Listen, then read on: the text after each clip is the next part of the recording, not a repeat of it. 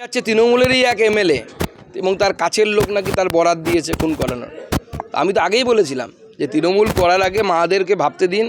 Councillor যদি গুলির মুখে পড়তে পারে তাহলে সাধারণ তৃণমূল কর্মীদের জীবনের স্থায়িত্ব কতটুকু আছে।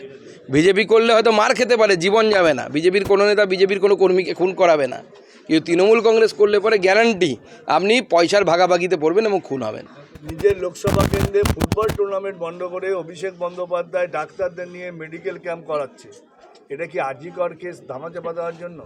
দেখুন, অভিষেক বন্দ্যোপাধ্যায় এখন অধীর হয়ে উঠেছেন যে উনি কখন পিসিকে ল্যাং মেরে ফেলে দিয়ে মুখ্যমন্ত্রী হবেন। তার জন্য উনি এখন ভাবমূর্তি বাড়ানোর জন্য চেষ্টা করছেন।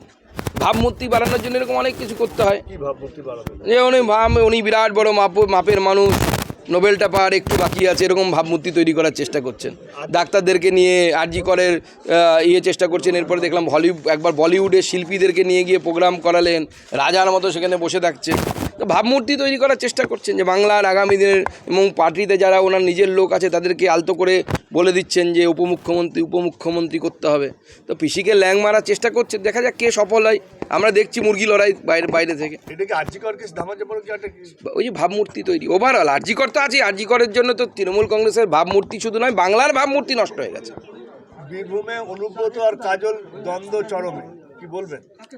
না, এখনও চরম তো আমরা দেখতে পাচ্ছি না। একটু গোলাগুলি চলুক তবে না চরমে যায়। আমরা তো নারদ বলবো, কোনো অসুবিধা নেই বাইরে থেকে। আবাস দুর্নীতিতে একের পর এক অভিযোগ, তালিকা খোদ তৃণমূলের উপপ্রধান।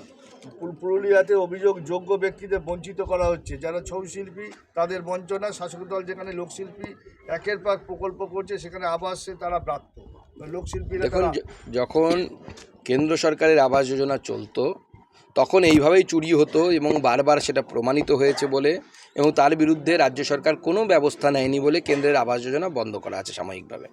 এখন রাজ্য সরকার আবার নিজের আবাস যোজনা চালু করেছে। ঢপের চপ ছাড়া কিছু মনে হচ্ছে না আমার, কারণ পরে দেখবেন এই কেন্দ্রের টাকা যখন আসবে এই টাকা এই অ্যাকাউন্টে ঢুকিয়ে দেবে।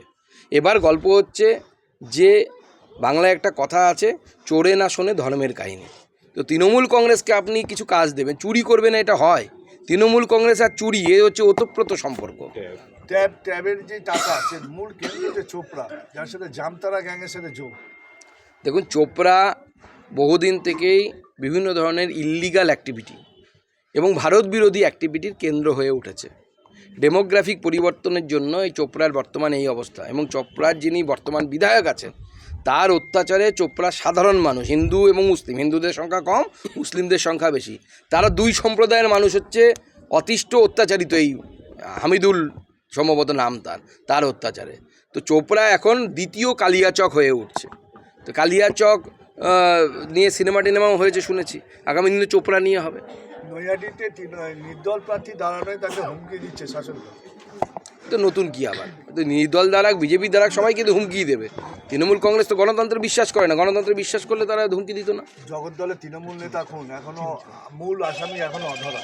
তো জগদ্দলে সেই কর্মীর পরিবার তো পুলিশের উপর বিশ্বাস রাখতে পারছে না।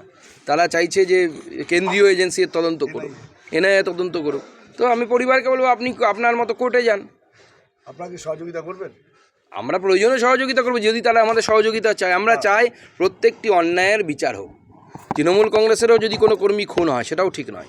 তৃণমূল কংগ্রেসের কর্মীরা খুন হতে হচ্ছে কারণ তৃণমূল কংগ্রেসের টাকা নিয়ে গণ্ডগোল তাদের মধ্যে। অশোক স্যার পরিবেশে দাঁড়াবেন, পরিবারের সাথে পাশে দাঁড়াবেন হাইকোর্টে? তারা যদি আমাদের সহযোগিতা চায় আমরা অবশ্যই সহযোগিতা করব। পরিবার যদি সহযোগিতা চায়, পরিবার, হ্যাঁ, যারা যে খুন হয়েছে তৃণমূল নেতা তার পরিবার যদি সহযোগিতা চায় অবশ্যই আমরা তার পাশে দাঁড়াবো।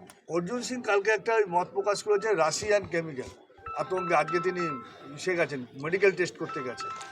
আপনাদের চারজন এবং ওরা শুভেন্দু অধিকারী এবং অর্জুন সিং সহ আরও 4 জন, তাদের এইভাবে সুলভজন করা হতে পারে না। দেখুন, অর্জুন সিং এবং তার বাবা এরা মমতা বন্দ্যোপাধ্যায়কে বড় হতে দেখেছে, অ্যাজ এ লিডার হিসেবে বড় হতে দেখেছে।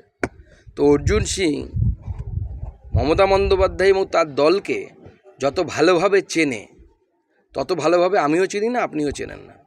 অতএব অর্জুন সিংয়ের মতো একজন সিজন পলিটিশিয়ান যিনি এতদিন বিধায়ক এবং সাংসদ ছিলেন, তিনি যখন এই কথা বলেছেন নিশ্চয়ই ওনার কাছে কোনো না কোনো ইনপুট আছে। কোনো ইনপুট ছাড়া এই ধরনের কথা উনি বলবেন বলে মনে হয় না। কোনো খবর আছে যে এই ধরনের ঘটনা ঘটানোর চেষ্টা করেছে, বিষ দিয়ে মারার চেষ্টা করা হবে হয়তো, সেই ধরনের ঘটনা বিজেপির প্রমুখ 4-5 জন নেতাকে। তো তৃণমূল কংগ্রেস পারে না এমন কোনো কাজ নেই, তৃণমূল কংগ্রেস সমস্ত কিছু করতে পারে। দাদা বারবার দেখা যাচ্ছে